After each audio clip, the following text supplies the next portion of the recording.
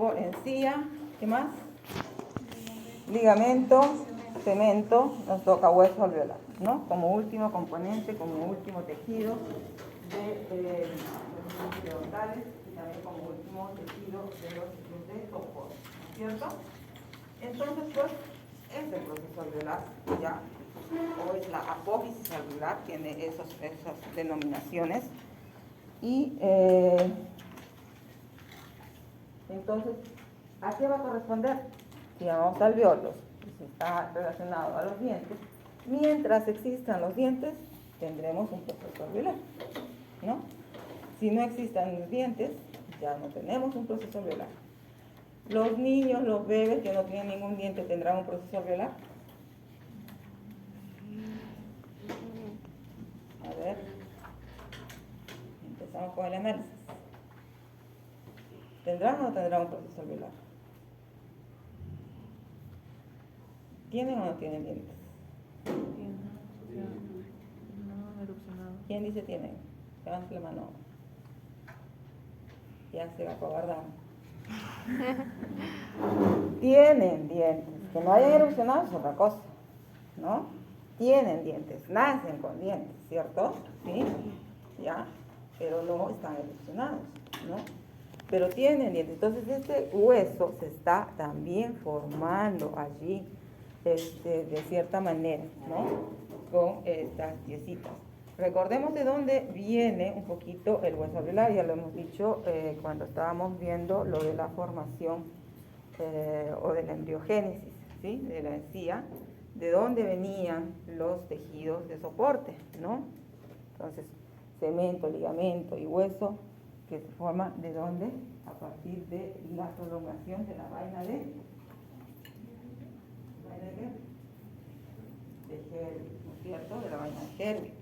¿Listo? Entonces, todo este proceso se va formando mientras existan los dientes. En los viejitos, ustedes están haciendo prótesis totales, algunos ya han conseguido pacientes, otros no sé. ¿Tienen proceso alveolar? Algunos no tienen proceso alveolar, y los que no tienen proceso alveolar, pues está plano, ¿no es cierto? Prácticamente plano. No sé si alguien ya ha tenido oportunidad de ver un paciente así, que está plano prácticamente su proceso alveolar, ¿no? Que no existe.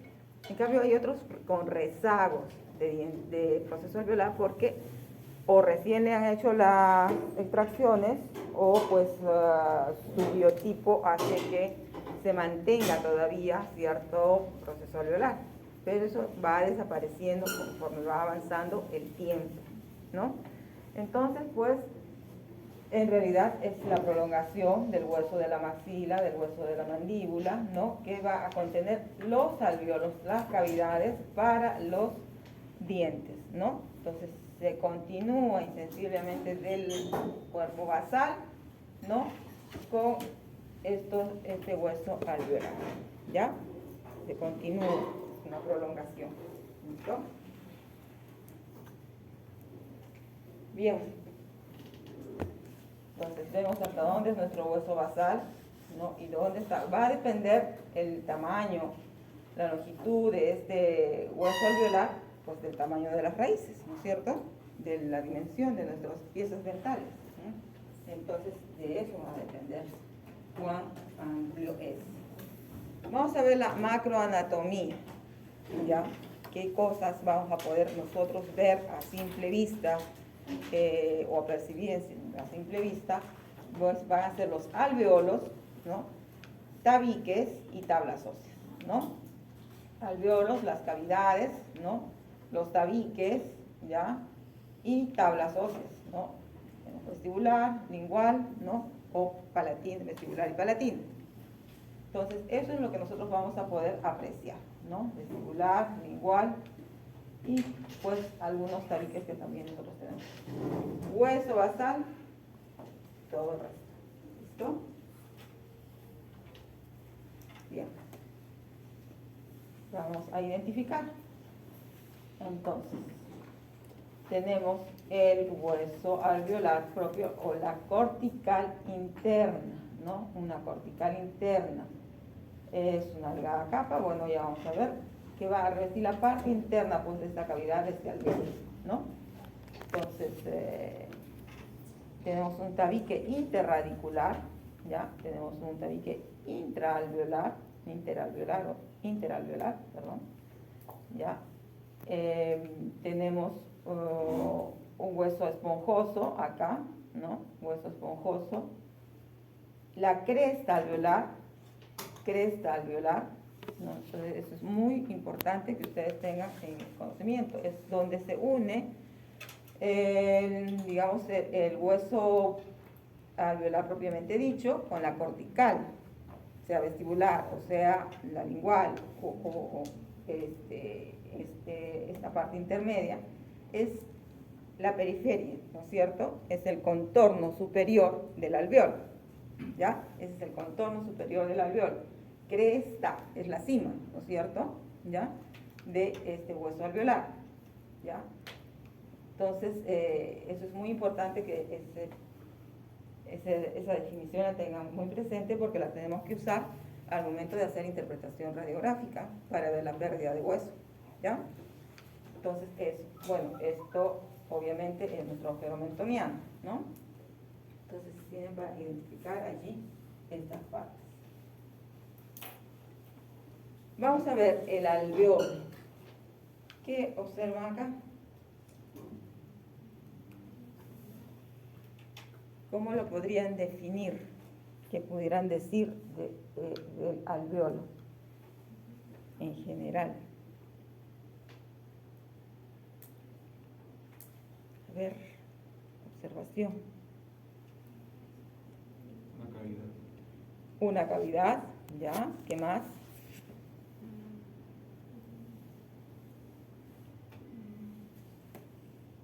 ¿A qué se corresponde? ¿A qué corresponde? ¿Ah? A la raíz, la raíz o las raíces, depende de la pieza, ¿no es cierto? Este particular, ¿ah? Tercer molar superior. Molar superior. Tercer molar, ¿cuál sería?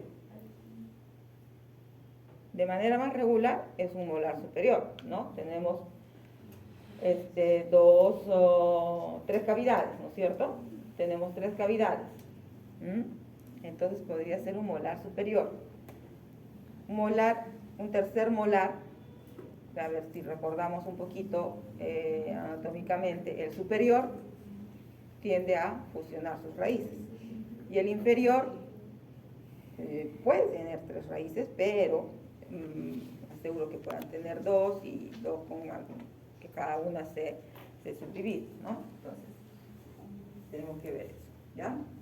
Doctora, ¿se podría decir que es un agujero y luego un conducto porque osciaba? ¿Se puede definir como agujero y luego conducto? Una cavidad con un conducto. Es como un conducto, ¿no? Porque tiene, por ahí puede emerger el nervio. Ya, vamos a ver lo de los forámenes, ¿ya? Pero no tiene un conducto de apical hacia el hueso basal, ¿no? No hay un conducto definido para cada pieza dentaria. Ya vamos a ver cómo es que se forma, bueno, ustedes ya por histología saben, ¿no? Cómo es un hueso, cuál es la conformidad. Ahora vamos a recordar un poquito nada más, ¿ya? Pero vamos a ver esto de dónde vienen o cómo es que llegan los vasos sanguíneos, ¿ya? Entonces, son cavidades óseas, cónicas, porque tenemos unas raíces cónicas, ¿no? Más aplastadas, menos aplastadas, mesiodistalmente o vestibulo-liquimalmente o vestibulo-palatinamente, pero son cónicas simples o múltiples, ¿no? Del proceso alveolar, que van a alojar pues a las raíces de los dientes, ¿no? Y este alveolo va a estar tapizado interiormente, ¿no? Interiormente, por una delgada capa de tejido óseo, ¿ya? Compacto, ¿ya? No es que el hueso esponjoso va a dar directamente como pared interna del alveolo, ¿no? Entonces, si no es unas laminillas que tiene acá, ¿no? Y que sí está cribada, ¿ya? Sí está cribada, de hueso fasciculado denominado hueso alveolar propiamente dicho. Hueso alveolar propiamente dicho. Esta como que, digamos, cortical interna de este alveolo, que se denomina hueso alveolar propiamente dicho. ¿Listo? Entonces, no da el hueso esponjoso directamente aquí. Hay una, digamos, como cortical interna que está formada por tejido óseo compacto, cribado, ¿no? Cribado, ya vamos a ver por qué. Y ya también ustedes más o menos pueden decirme, porque ya han estudiado ligamento. A ver, ¿por qué? ¿Por qué es cribado? ¿Por qué pudiera ser cribado? Por las fibras de Sharpey que se prolongan, ¿de dónde? ¿Desde dónde hasta dónde? ¿Qué unen las fibras de Sharpey? Cemento a hueso, fijan el diente, ¿no es cierto? Entonces, estas fibras de Sharpey, la inserción propiamente dicha, la porción que está dentro del cemento del hueso, se denomina fibra de Sharpey, y es lo que tenemos que nosotros ver en estas cribas que va a tener el hueso alveolar, ¿no? Estas pequeñas perforaciones que va a haber, porque vamos a ver más adelante de dónde proviene la nutrición para el hueso alveolar, ¿ya? De dónde proviene. ¿Listo?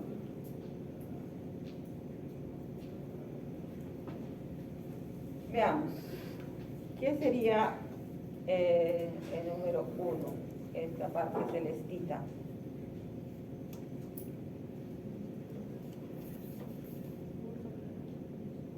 ¿Qué sería?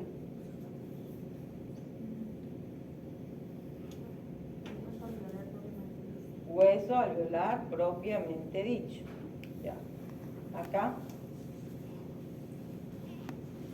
Por la definición sería hueso esponjoso y la número 3 sería la tabla. Ya.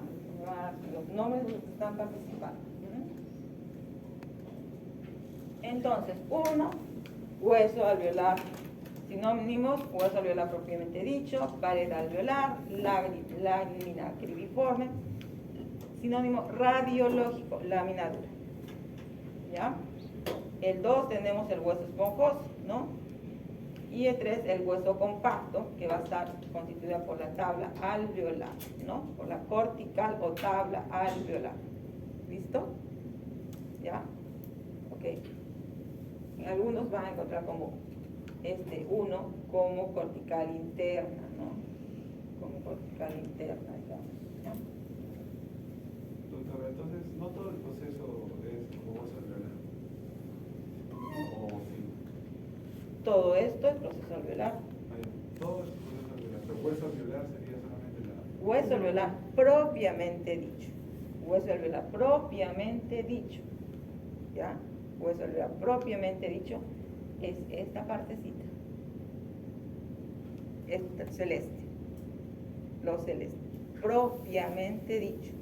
¿Ya?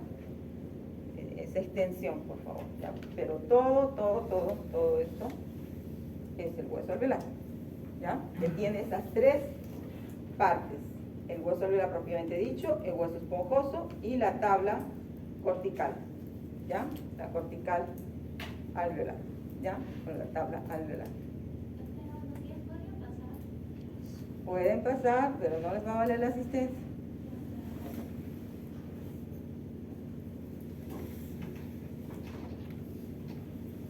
Veamos. Esta es una imagen de una tomografía, ¿ya? Y tenemos nuestra cortical vestibular, tenemos nuestra cortical palatina en este caso, ¿ya? Entonces, es una manera de poder apreciar, vean ustedes, la diferencia también entre esta cortical vestibular, el grosor de la cortical vestibular y el grosor de la palatina, ¿ya? Vamos a encontrar diferencias a medida que nosotros vamos yendo hacia atrás, en posterior, y también si es que nos ubicamos en la mandíbula. Y eso corresponde a ciertas características anatómicas que tiene cada hueso, ¿no? Entonces, en general, la cortical vestibular del maxilar es más delgada que la cortical palatina, ¿no? Y obviamente porque hacia el palatino está, ¿qué? La bóveda palatina. El hueso, ahí se continúa, el hueso alveolar se continúa insensiblemente con la bóveda palatina, ¿no? Entonces, por eso resulta ser más grueso. La posición misma de las piezas así lo requiere, ¿ya?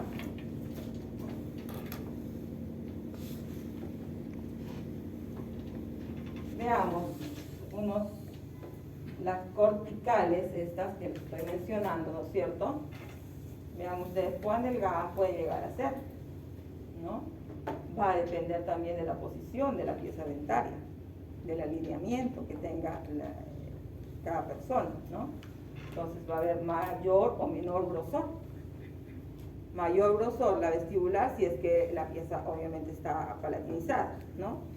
Va a tener menor grosor o hasta de repente inexistir en algún punto si es que la pieza está vestibulizada, o mesio vestibulizada o disvestibulizada, ¿ya? Entonces, obviamente va a estar afectada por la posición de las piezas, ¿ya? Por el alineamiento de las piezas, ¿ok? Entonces, constan de capas laminillas, ¿ya? De hueso laminar con presencia de sistemas haversianos, ¿no? A pesar de que es hueso compacto, también tiene un sistema haversiano. Entonces son más delgadas en vestibular, del maxilar, más gruesas en la cara bucal, de los premolares, mandibulares y molares. ¿Por qué será? ¿Qué elemento anatómico hay ahí? Que hace que a nivel de premolares y sobre todo molares, mandibulares, sea esta cortical vestibular más gruesa. ¿El número de raíces? La línea oblicuo externa. Línea oblicuo externa, ¿no? Línea oblicuo externa, ¿listo? La línea oblicuo externa hace que la cortical vestibular a nivel de estas piezas, sobre todo en molares, sea más gruesa, ¿no? Sea más gruesa, ¿ok?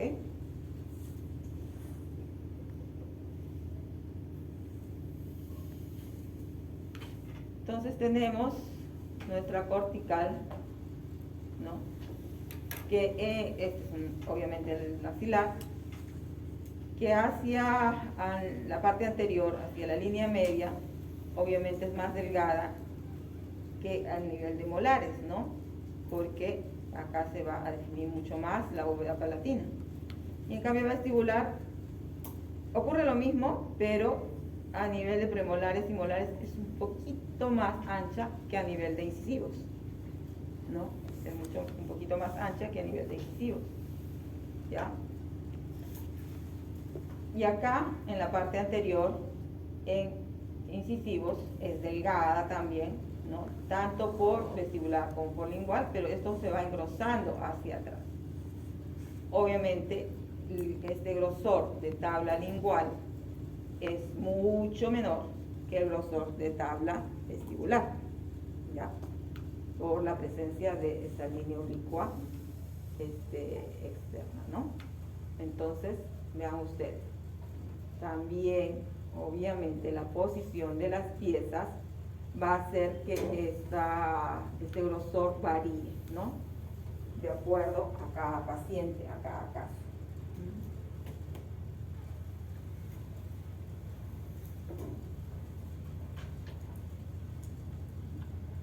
Entonces,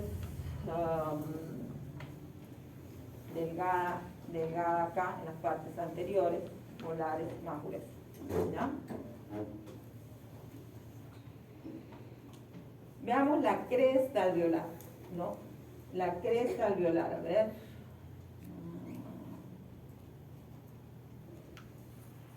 Cresta alveolar es esta así, ¿no es cierto? ¿Ya? Esto. Y obviamente tenemos que pensar en 3D que también en proximal existe una cresta alveolar, ¿cierto? ¿Ya? Normalmente nosotros no vemos esta imagen radiográfica. eso, vuelvo a repetir, es de una tomografía. Lo que nosotros vamos a ver en una radiografía simple es el otro sentido, ¿no? ¿Ya? Entonces nosotros acá estamos viendo las crestas de vestibular y de palatino, y en las radiografías convencionales lo que vamos a ver es la cresta de mesial y de distal. ¿Sí? ¿Ya? Entonces, tenemos que pensar que nuestra cresta alveolar está en toda la periferia de la pieza dentaria. ¿Ya? En toda la periferia de la cresta dental. Entonces, radiográficamente lo que nosotros vamos a ver en las radiografías convencionales es esta cresta y este nivel. ¿Ya? Entonces, igual esta cresta va a contener trabéculas, ¿ya? Va a contener trabéculas y va a estar pues determinada por la genética, ¿no? Y en realidad también por las fuerzas masticatorias. A dónde es que transmite las fuerzas va a depender de la posición de las piezas, de cómo está absorbiendo esa pieza las fuerzas que hay en masticación, ¿no? Entonces, cuando ustedes han hecho una exodoncia, ya todos han hecho exodoncia, ¿cierto? ¿Sí? ¿Ya? De restos radiculares o no, pero han visto ustedes una cresta, ¿ya? Han visto ustedes una cresta, ¿listo? Entonces, esa cresta,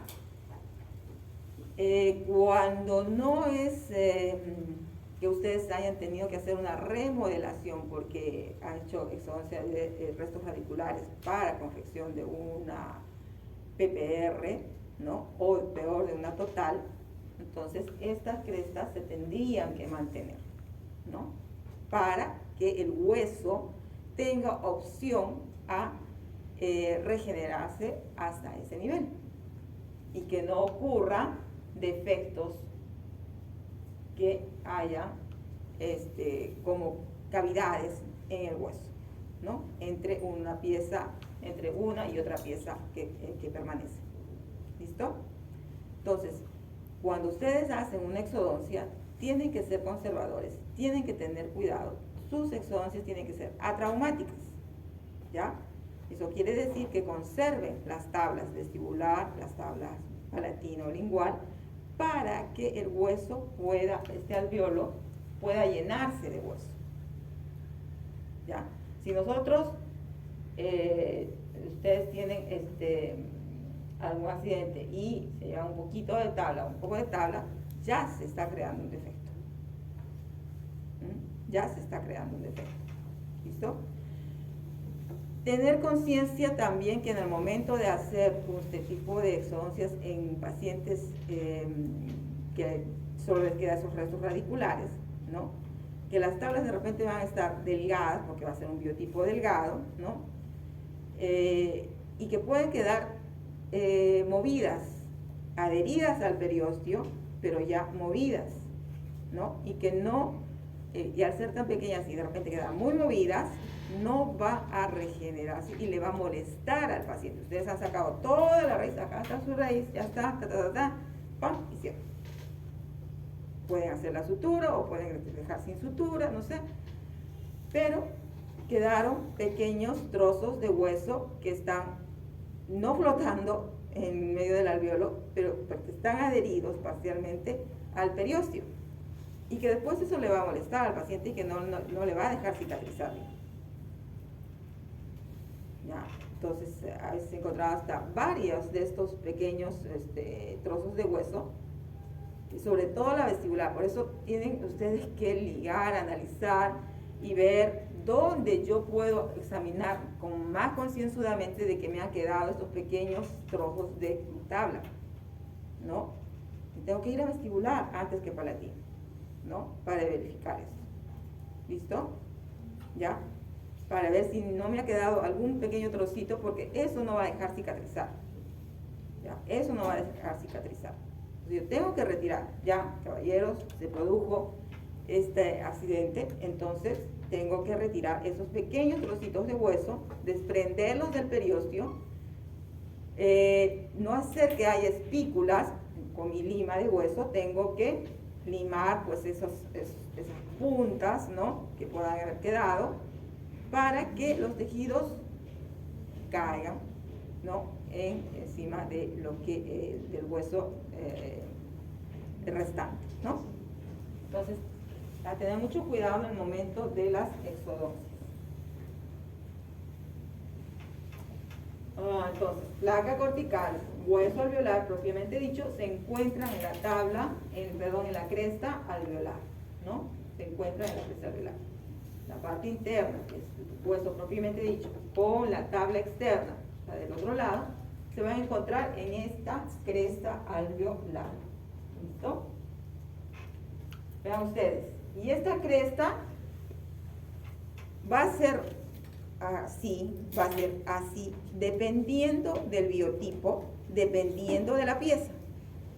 ¿Ya? No va a terminar de repente en una puntita. Y acá de repente ustedes van a poner, hay pérdida ósea. ¿Por qué? Porque no está así. No es así. Va a depender de las piezas dentarias en realidad y del biotipo, de que pueda terminar en una meseta o que pueda terminar así. ¿Listo?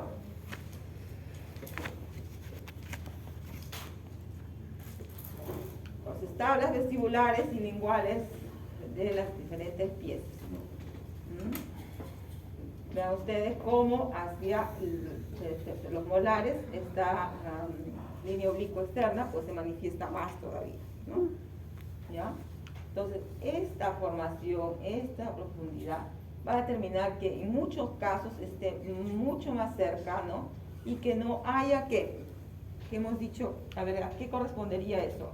¿A qué gráfica en el periodontograma correspondería esto? A ver si analizan.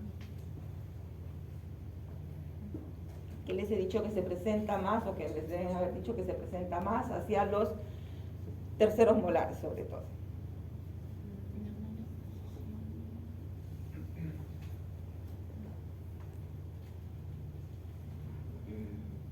¿Se refiere a la pieza que he mencionado? No. Lesión de Furca ya ahorita vamos a ver, pero no me refiero a esto de la presencia de esta línea oblicua externa.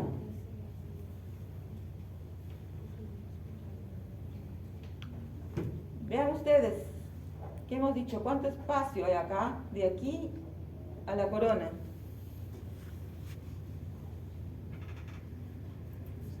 ¿Qué no habría?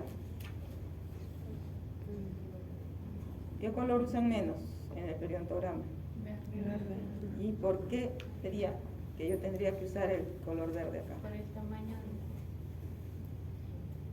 Porque la cercanía de la base del hueso va a hacer que los tejidos blandos se expresen más cerca a la corona.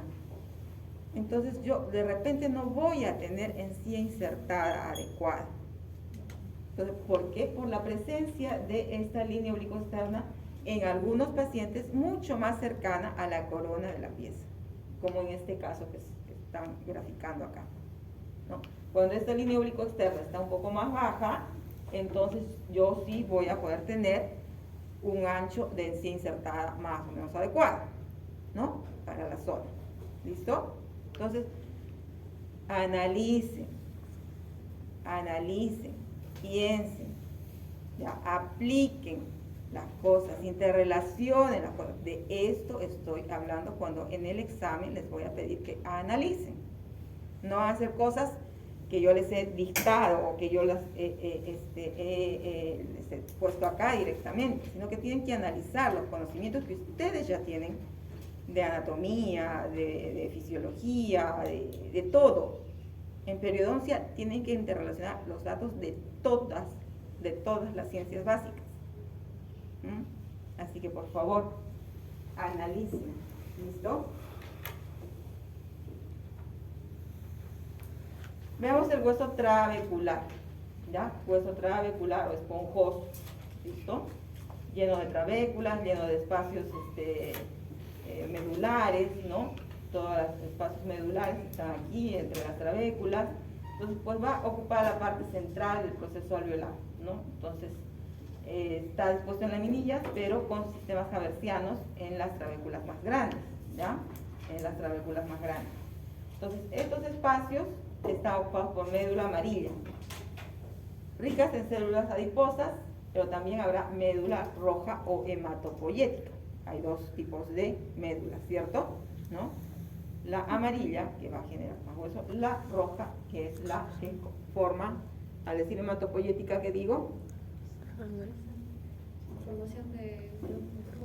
Formación de células sanguíneas, ¿no? ¿Listo? Entonces el hueso trabecular está ausente en la región de los dientes anteriores, porque más va a ser hueso cortical. Entre la cortical interna, ¿no? O el hueso alveolar propiamente dicho, y la cortical vestibular, como hemos visto en las radiografías, ¿no? Es prácticamente hueso compacto nada más que hay allí. ¿Listo? ¿Ya? Entonces, ahí no hay casi hueso trabecular. Donde la placa cortical y el hueso están prácticamente fusionados, ¿no?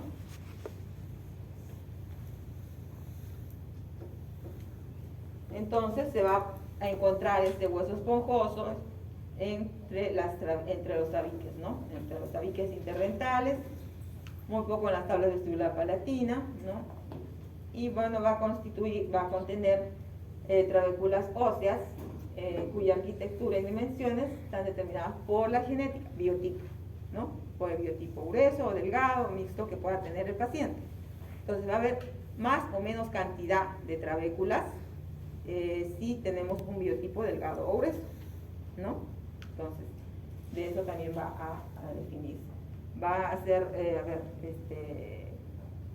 ¿dónde habrá más cantidad de trabéculas? ¿En un mesofacial o en un dólico facial? En un meso o en un braqui, ¿no es cierto? En un braquifacial va a haber mucha mayor cantidad de trabéculas. Y si hablamos de un hueso, un biotipo periodontal delgado y un biotipo periodontal grueso, ¿dónde habrá más trabéculas? Más hueso esponjoso. En el biotipo grueso, ¿no es cierto? ¿Ya? Entonces, que además nos dice, la placa cortical y el hueso que recubre el alveolo se encuentran en la cresta alveolar, ¿no? Nuevamente, ese dato. ¿Listo? Entonces tenemos hueso esponjoso acá. ¿Dónde va a haber este hueso esponjoso con espacios medulares más grandes? ¿En el maxilar o en la mandíbula? ¿Dónde es más denso? En la mandíbula es más denso, ¿no es cierto? En la mandíbula es más denso y más esponjoso o con espacios medulares más grandes hay en el maxilar. Por eso es que también dilata más rápido en el superior que en el inferior durante la extracción. ¿Ya? Entonces, cosas que también tienen que analizar. ¿De dónde viene esto? ¿Por qué es más fácil en el superior que en el inferior? Ah, ya, me di cuenta. ¿Listo? Quien maneja más las ciencias básicas va a poder dar explicación a los procesos más simples que nosotros trabajamos. ¿Ah? Así que por favor, revisen bien sus datos. ¿Ya? Todo eso que está compartimentado en su mente, en su memoria de todas las ciencias básicas, tienen que activarlo. ¿Ya? Antes de que se me pase, mencionaba lo de las lesiones de Furca. Antes de que se me pase. Las lesiones de Furca, ¿por dónde son más perceptibles en el inferior? No. Tenemos que vestibular, hay más hueso. ¿Dónde hay menos hueso? Lingual. Entonces, esa es la zona que más se afecta. ¿Ah? En general, las lesiones de Furca, ¿no?, van a presentarse más en el inferior, ¿ya? Pero por lingual hay menos cantidad de hueso, ¿no? Entonces, allí es por donde pudieran originarse. No quiere decir que nunca se presenten por vestibular, ¿ah? Eso no quiere decir. Porque también ya hay otra circunstancia que acompaña a estos molares inferiores respecto a las perlas de esmalte, ¿no? Entonces, eso por un lado. Respecto al hueso esponjoso, tienen que ustedes tener en cuenta que en condiciones normales todo esto que les estoy diciendo es así. Pero si se nos presenta un paciente con osteoporosis, cómo será su hueso. Y estamos hablando no de una osteoporosis inicial, de repente no de una moderada, ¿no? Pero sí de un paciente con osteoporosis avanzada, ya vamos a ver cambios acá en hueso, en los huesos maxilares, en mandíbula también, ¿ya? Entonces, eso sí vamos a ver la diferencia. Y cuando se trata, cuando ustedes ya avancen y algunos se dediquen a periodoncia implantología para colocar implantes, también va a haber la necesidad de evaluar qué tipo de hueso hay, ¿no? ¿Qué tipo de hueso hay? Con más, menos espacios medulares, ¿cuál convendrá más para los implantes? El que tenga un, digamos, 50-50, podemos decirlo así, ¿no? Porque en un hueso muy denso va a ser mucho más difícil y que pueda pegar también un implante y que se pueda generar, que se pueda hacer regeneración ósea, ¿no? Para periodo óseo. Tabiques, hablamos de los tabiques, estas separaciones, ¿no? Entre las cavidades, entre los alveolos, y los hay de dos tipos, ¿ya? Los tabiques interalveolares, es decir, entre alveolo y alveolo, entre alveolo de una pieza dentaria, de un incisivo central, y el alveolo del incisivo lateral, hay un tabique. Entre el alveolo de una 3.6 con el alveolo de la 3.7, hay un tabique, ¿sí? Pero entre las raíces de esas piezas también hay tabiques, y esos son los intraalveolares, ¿ya? Esos son los intraalveolares. Entonces tenemos dos, entre alveolo y alveolo, y entre los alveolos de una misma pieza, ¿ya? Entonces, interalveolares e intraalveolares, ¿ok? Entonces ahí están los interalveolares y aquí los intraalveolares. ¿Listo? Interalveolares, pues es el hueso interdentario, el interseptum, que también se le denomina, y tiene hueso esponjoso y también tiene hueso propio, ¿no? Hueso alveolar propiamente dicho, ¿no? Y está limitado por todas estas zonas, ¿no? Entonces, este tabique interalveolar, ¿ya? Tabique interalveolar, ¿listo? Entonces tiene una delimitación por el hueso alveolar propiamente dicho, otro hueso alveolar propiamente dicho, y tablas, ¿sí? Y las tablas.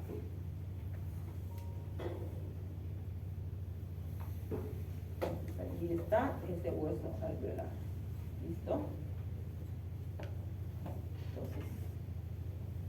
Mesio o vestíbulo igualmente, y desde lomas coronal hasta apical. ¿Listo? ¿Ya? El intraalveolar, pues divide las raíces de una misma pieza, ¿no? Va a haber más, menos hueso o tabique, grosor de tabique, cuando los conos estén más separados, ¿no? Si están más juntos, entonces de repente no hay ni hueso, ni tabique, ¿no es cierto? No va a haber tabique cuando las raíces estén fusionadas. Entonces, esto también se llama septum, ¿ya? Esto también se denomina septum. Entonces va a depender de la divergencia de los conos radiculares. ¿Listo? Igual tienen su amplitud. Veamos el hueso alveolar propiamente dicho. ¿Listo? Propiamente dicho. Ya dijimos que acá está este hueso alveolar propiamente dicho, ¿no? Ya es la parte más importante porque va a contener estas proyecciones de las fibras periodontales, ¿no? Que están denominadas en esta zona como fibras de Charpey, ¿no? Entonces son láminas con fibras intrínsecas, ¿no? Más o menos paralelas a la pared del alveolo, ¿ya? Y pues forman parte de este hueso alveolar, ¿listo? Y entonces prácticamente de manera perpendicular se insertan estas fibras periodontales denominadas fibras de Charpey, ¿no? Va a depender de la dirección. Ya les he dicho que muchas veces en los dibujos no se aprecia muy bien lo que nos dice la teoría, ¿no? Y yo les pido dibujar el ligamento periodontal y las fibras periodontales, ya ustedes aplicarán la teoría y me dibujarán directamente cómo es la dirección de las fibras y dónde se encuentran, ¿no? Las horizontales, las verticales, no sé, ¿ya? Perdón, las oblicuas. Entonces, este hueso alveolar va a responder a las fuerzas oclusales, ¿no? Este hueso alveolar, propiamente dicho, va a responder a constantes y pequeños movimientos dentarios demandados por las fuerzas oclusales, por la manera en que ustedes mastican, por la manera en que ustedes cumplen esta función de masticación, ¿no? Entonces, se va a remodelar constantemente. Se va a remodelar constantemente. Y su organización estructural varía a lo largo de la pared alveolar. Esta remodelación que pueda sufrir el hueso alveolar no es que se produzca en toda la superficie a la vez, ¿ya? Y esta remodelación va a explicar, digamos, variaciones pequeñas de posición que se pueden dar a lo largo de la vida, aún así que haya equilibrio oclusal, ¿no? La posición que tienen las piezas cuando uno es joven no es la misma que cuando uno es adulto. Esto va variando. Y tanto es evidente que una persona que tiene un implante en una 1-1 y tiene una pieza natural en una 2-1, ¿ya? A lo largo del tiempo, como los implantes ya tienen tanto tiempo, tienen más de 40 años, ¿no? Entonces se va a notar que esta 2-1 pieza natural está más extruida, digamos, que el implante en equilibrio cruzado, ¿no? Entonces ya se está notando allí esa diferencia. ¿Listo?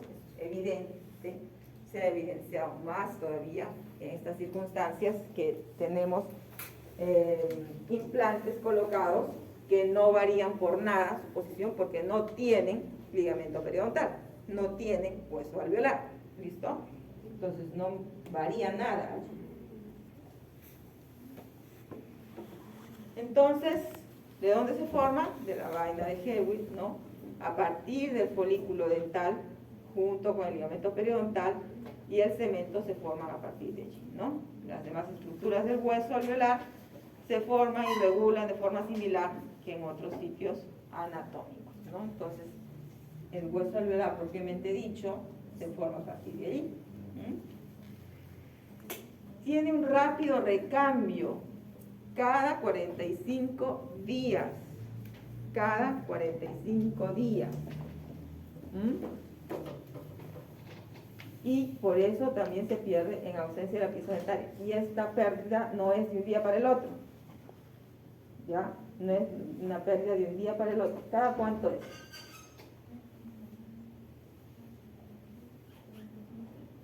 ¿Cada cuánto se pierde el hueso alveolar? ¿O qué porcentaje se pierde de hueso alveolar cuando no tenemos pieza dental?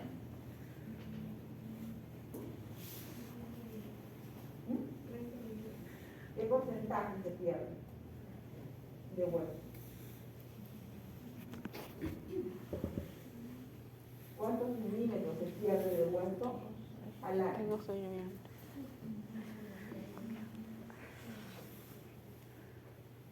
Había una tarea que yo les había dejado de la vez pasada para todos y también esta otra tareita de cosas que no sabían. Ustedes ya han estudiado, ya han pasado cirugía, ya han pasado, ya tienen que saber la remodelación, ¿no? Que ocurre, o la cicatrización que ocurre después de una exodoncia, ¿no? Y ¿Qué ocurre con el hueso restante, con el hueso alveolar que queda? ¿Cómo se va perdiendo? ¿Cuánto se va perdiendo año a año? Pero al año yo leí que era como 50% que ya se perdía de hueso alveolar dentro del año.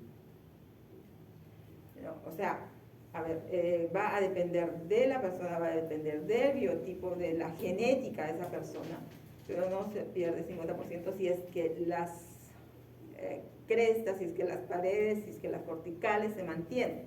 Si se hace una exodoncia atraumática, no, se pierde. Y usted va a ver personas que mantienen su hueso alveolar, algunas, después de 10 años de pérdida de la pieza dentaria.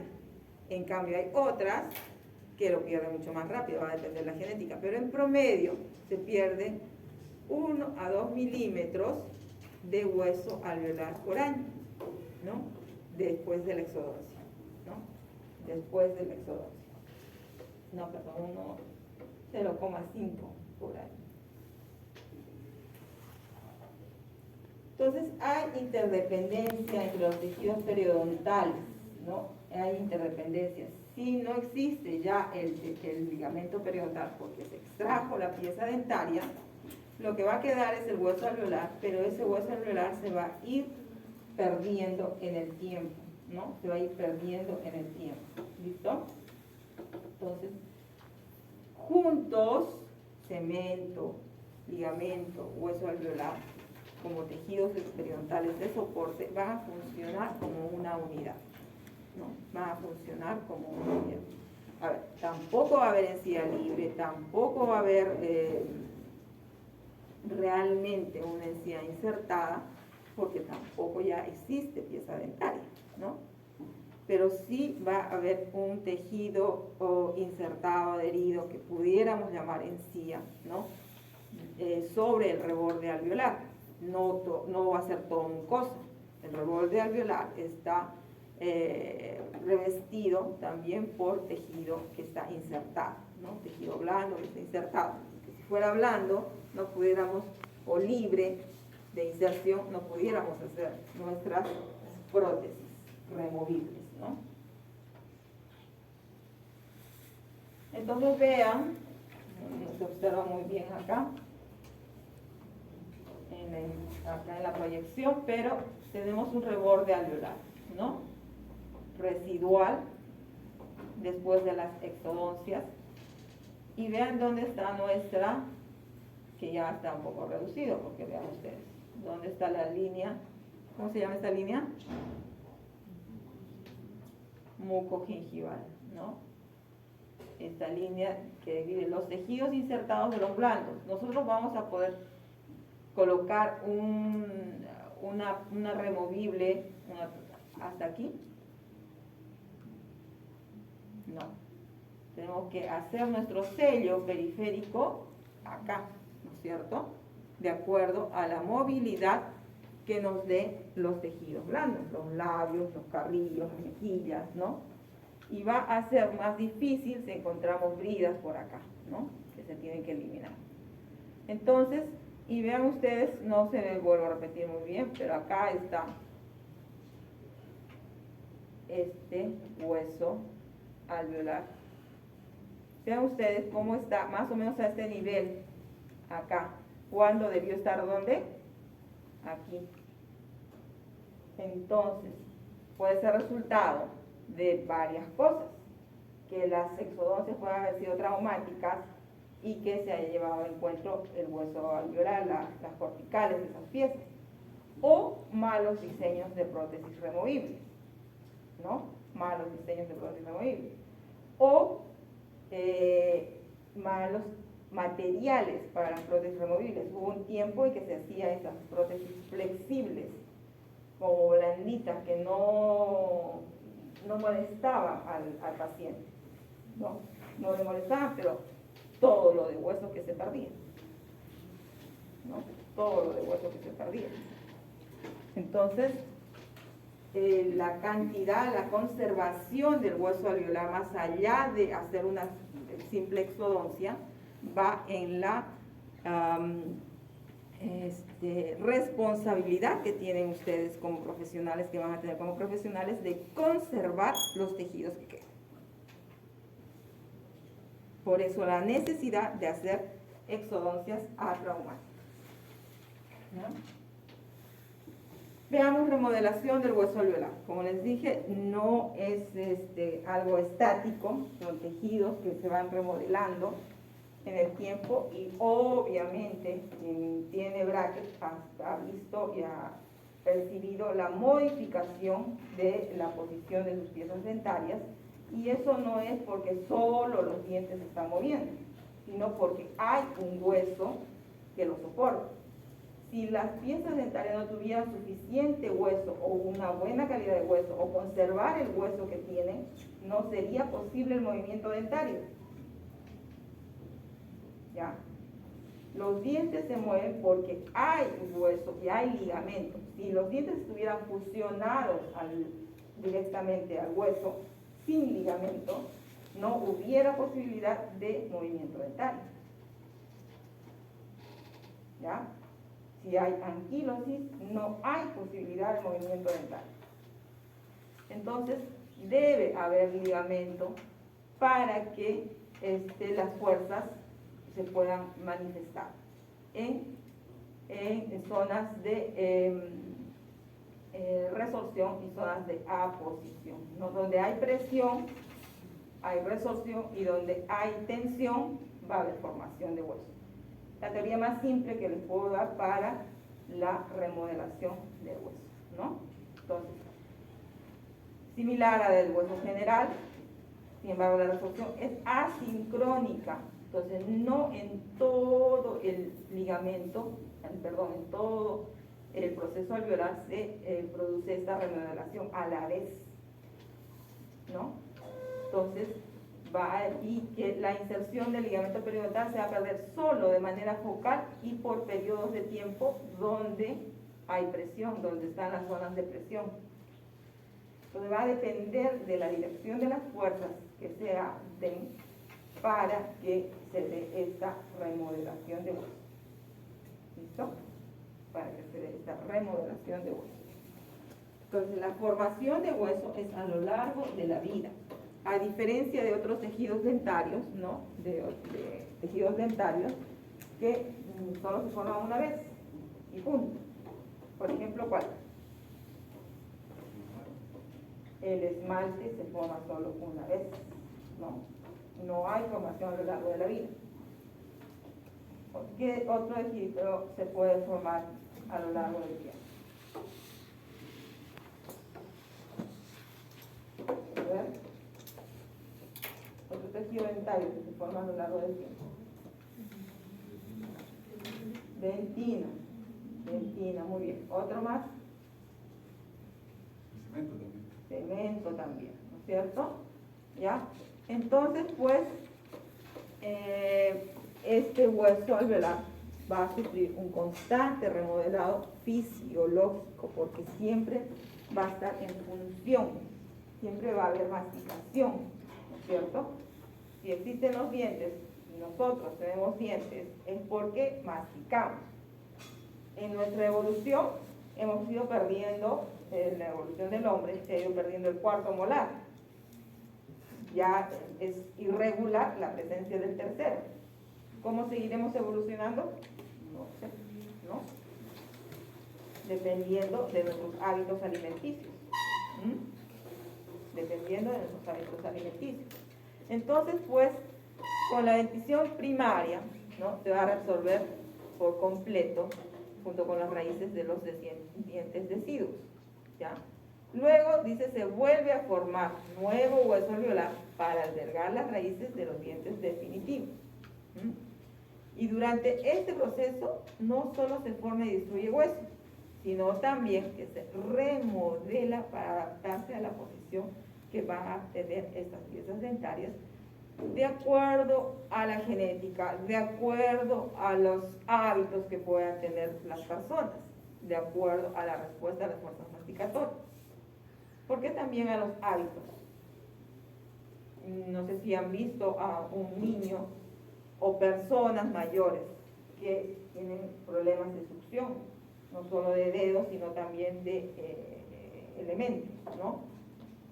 Y a veces han focalizado que tienen tan solo una pieza que está en mala posición, o están ahí con las uñas que se comen y no, las piezas dentarias no están alineadas, ¿no? Entonces, corresponde pues a eso, a que el hueso, a partir de las fuerzas que soporta, ¿no?, se va a remodelar. ¿Ya? A partir de las fuerzas que soporta, se va a remodelar. Entonces va a depender de cómo fluyen nuestros dientes para que esto se mantenga. ¿Qué tal si ustedes hacen una restauración que está en sobreoclusión en algún punto? Al principio ese paciente le va a molestar, me molesta, pero después si este exceso de restauración es pequeño, el paciente va a deslizar un poquito y se va a acomodar. Y ya está ocluyendo de otra manera. Las fuerzas ya no están impactando como en un principio. Y entonces va a haber remodelación. El diente va a variar un poquito, dependiendo de cuánto sea esto que sea grave o no, va a cambiar la posición de su pieza dentaria. Va a cambiar la TEM también, ¿no? ¿Qué pasa si lo hacen en infraoclusión? Ya la pieza superior no está estabilizada, no hay estabilidad. Todos nuestros puntos de contacto, oclusión, nos da estabilidad, ¿cierto? El engranaje que tenemos nos da estabilidad, ¿ya?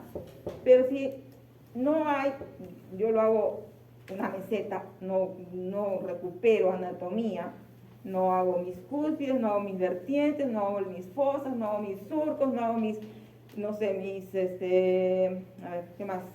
¿Qué otros elementos arquitectónicos tiene la cara cruzal? Crestas, ¿no es cierto? Rebordes marginales, no los hago. ¿Ya? Y queda un hoyo allí.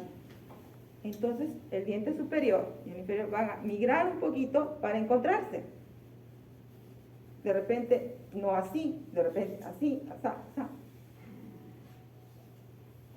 Entonces, es responsabilidad de ustedes recuperar la anatomía de una simple cara cruzal o de una cara palatina, de unos contactos interproximales, para que no ocurra estas remodelaciones en el hueso alveolar y con la consiguiente modificación de la posición de la pieza dentaria.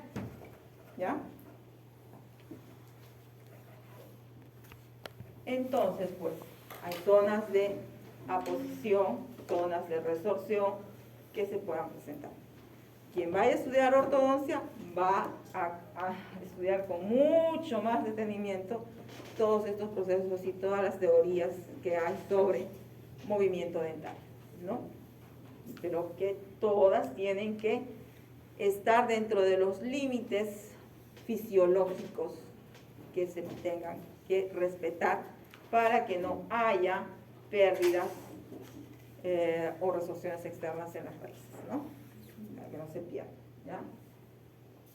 Entonces, todo eso se tiene que tener en cuenta. Entonces, mientras en una parte se va a perder hueso por reabsorción, ¿no?, va a estar equilibrada por la formación del hueso en otra superficie opuesta, ¿no? Puede ser así, ¿no? ¿Ya? Y el equilibrio va a darse o entre la aposición y la deposición o pérdida de hueso, reabsorción de hueso. Entonces, va a actuar más o menos constante entre la superficie de la raíz y la cavidad alveolar. Entonces, va a haber fisiológicamente estos procesos de reabsorción y de aposición ósea sin mayor modificación de la pieza dental. Y cuando hay una mayor fuerza por una obturación, mala obturación o por aplicación de fuerzas por ortodoncia, entonces ya va a presentarse mayor movimiento dentario, ¿no? ¿Hasta allí entendido? ¿Alguna pregunta? ¿Alguna duda?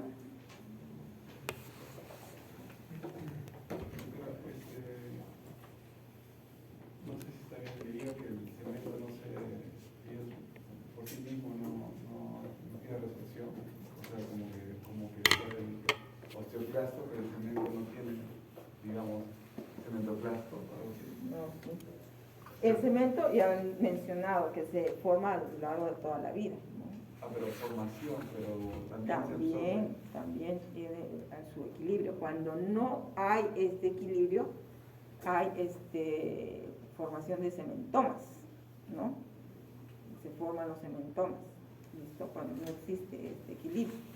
Entonces, sí, debe haber equilibrio en esto, ¿ya? Vamos a ver la microestructura. Ya pasamos la macro, aquello que nosotros podemos ver directamente. Vamos a ver la microestructura, ¿ya? Es decir, células, osteón, sistema de Haber y vasos y nervios. ¿Listo? Vamos a ver las células.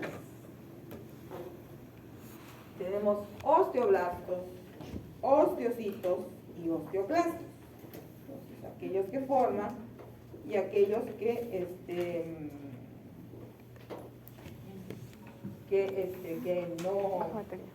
que van a controlar, ¿no es cierto?, a la mayor aposición. Vamos a ir corriendo un poquito. Entonces tenemos células osteoprogenitoras, ¿no?, que se van a encontrar en el periósteo, en el endostio y en los canales. Entonces, van a sufrir mitosis y se diferencian de en osteoblastos, ¿ya? Se diferencian en osteoblastos. Periósteo, endostio y canales. En las propias células del ligamento periodontal también encontramos nosotros células progenitoras de allí. Y es por eso que cuando ustedes hacen una exodoncia, que la infección está contenida dentro de la raíz, yo no tengo por qué hacer un curetaje de esas fibras periodontales residuales. ¿Ya? Porque de ese ligamento periodontal que está sano, ¿ya?, de allí va a contribuir a la formación del hueso. En cambio, cuando tengo como diagnóstico para mi exodoncia periodontitis, entonces sí debo retirar todo ese ligamento que no está sano.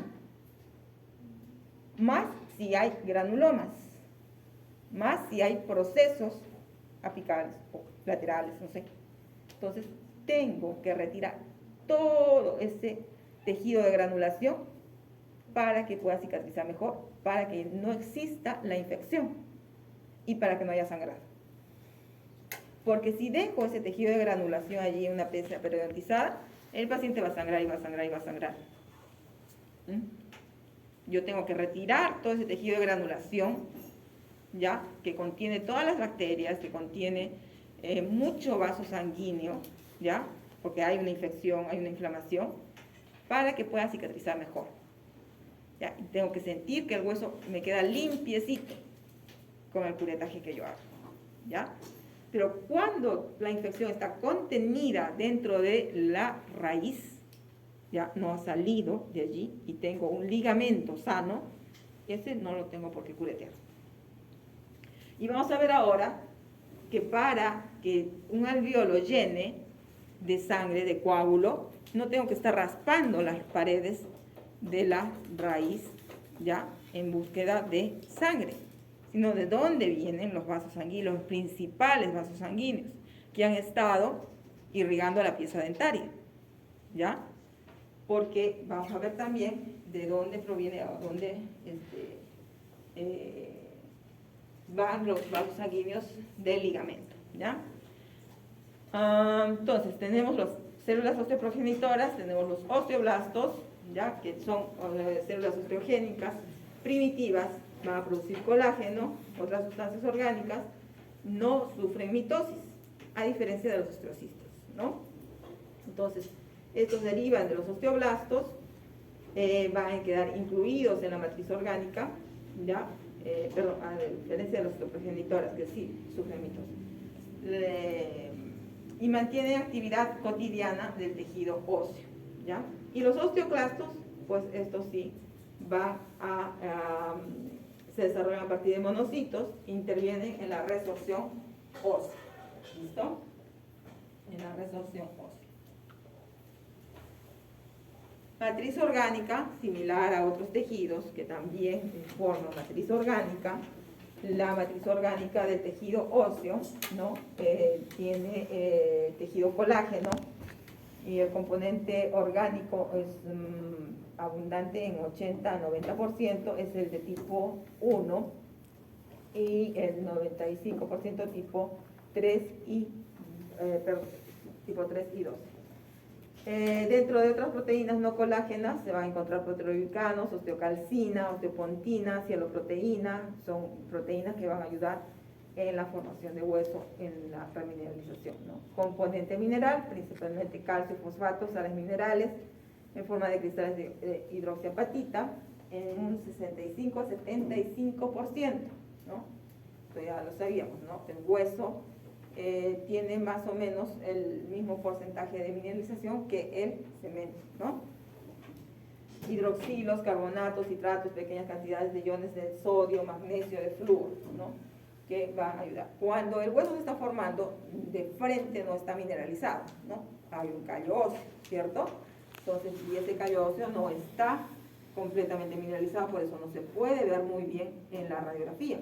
De nada va a servir que después de una exodoncia yo le tome una radiografía a los 2 meses si estoy completamente segura de que he retirado toda la pieza dentaria, ¿no? Porque se va a ver la misma cavidad. ¿Listo? Entonces, para ya haber evidencias a partir de radiográficas, cuarto, quinto y más en el sexto mes, que yo pueda ver la diferencia de la formación del hueso, ¿no? Veamos aquí estos componentes que tenemos de la relación de la célula con la matriz. Vean ustedes cómo está el periósteo, ¿no es cierto? El periósteo, después viene la cortical externa, el hueso alveolar, ¿no? Que tenemos nosotros. Veamos el osteón. El osteón, esta unidad básica del hueso alveolar, ¿no? Entonces, cada osteón, cada formación circular va a tener un canal por donde va a pasar un vaso sanguíneo y con él va a pasar también unas venas y vasos linfáticos, ¿ya? Entonces, alrededor de este vaso sanguíneo se van a organizar las laminillas concéntricas y van a formar un osteón, ¿ya? Va a formar un osteón. Entonces, el osteocito, cuyo progenitor es el osteoblasto, hemos visto, emite prolongaciones citoplasmáticas a través de los canalículos labrados en la matriz del hueso. Vamos a ver eso en otra imagen, ¿no? Entonces, alrededor del orificio del canal del osteón, que está donde se aloja el hueso, perdón, el vaso sanguíneo, se van a formar estas laminillas concéntricas, ¿no? Que van a formar el osteón. ¿Ah? Y vamos a ver cómo se comunican los osteones. Vamos a ver acá. Hay en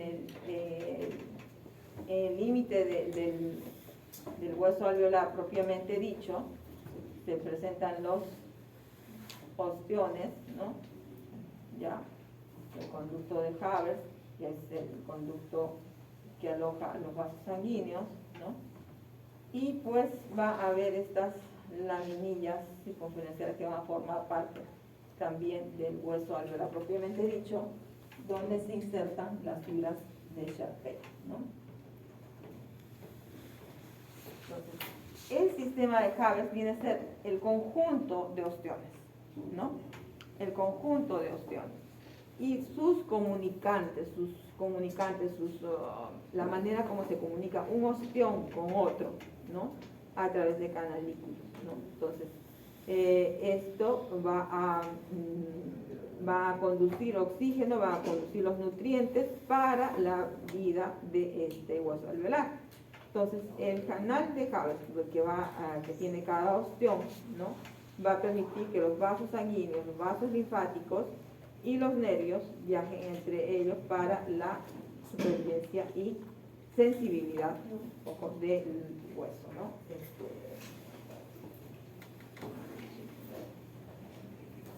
Vean ustedes esta imagen cómo es que se comunica un ostión con los otros, ¿ya? Con los otros. Ya tenemos que ir acabando. Y pues los vasos y nervios van a viajar a través de estos canales de Haber, ¿no? Y van a irrigar este hueso, ¿ya? Este hueso, ¿no? Tenemos todo un sistema que va a estar ahí. El hueso alveolar tiene muchas funciones. Alojar y sostener a los dientes va a ser la principal, ¿no? Y lo va a fijar por medio del ligamento, de las fibras del ligamento periodontal al cemento, es decir, a la propia pieza dental, ¿no? Va a fijar los tejidos de revestimiento.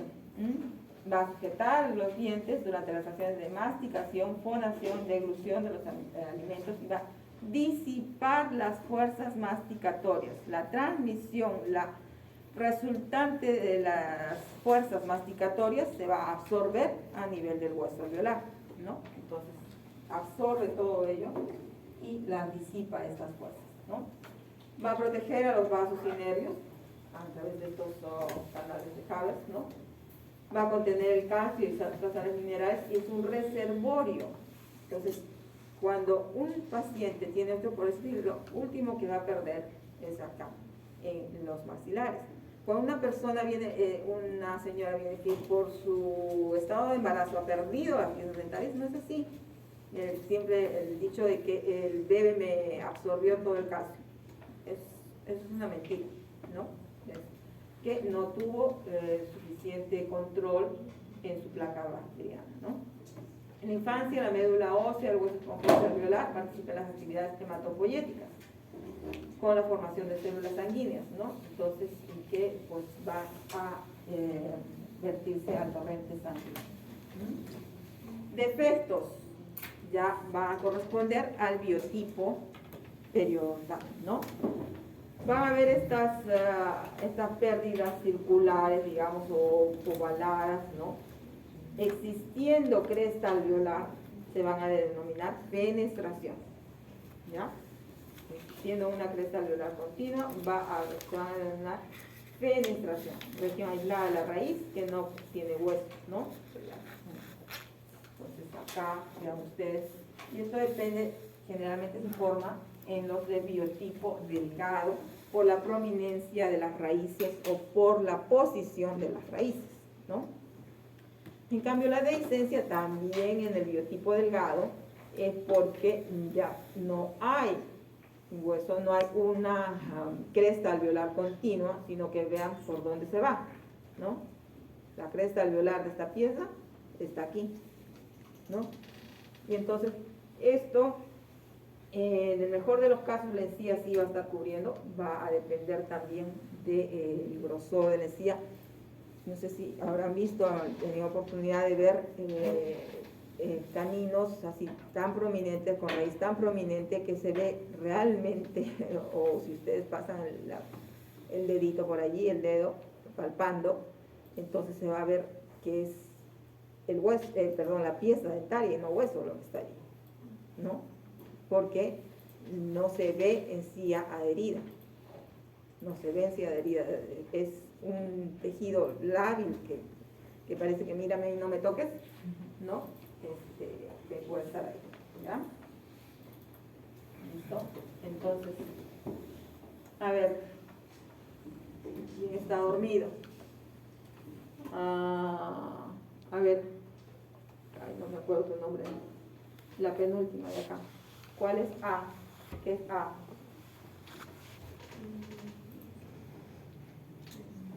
¿Qué defecto es?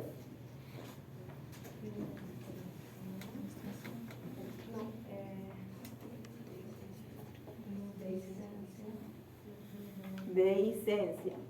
¿Y qué es B? A ver, allá. Penetración. Fenestración. Muy bien, entonces sí han comprendido. ¿Listo? ¿Ya? Entonces cuando hay brackets hay que tener cuidado, sobre todo con el biotipo delgado. Por eso es importantísimo, se les está pidiendo a ustedes que por lo menos en sus prácticas definan y determinen, y así va a ser en cada paciente que les toque en periodo 2, que ustedes definan qué biotipo tienen. Y es tan fácil de introducir la sonda periodontal en el surco gingival y ver, ¿se ve o no se ve? ¿Se transparenta o no se transparenta? ¿La veo la sonda o no la veo la sonda? ¿Se trasluce o no se trasluce? Si se trasluce, estamos ante un biotipo delgado. Y si no se trasluce, estamos ante un biotipo grueso.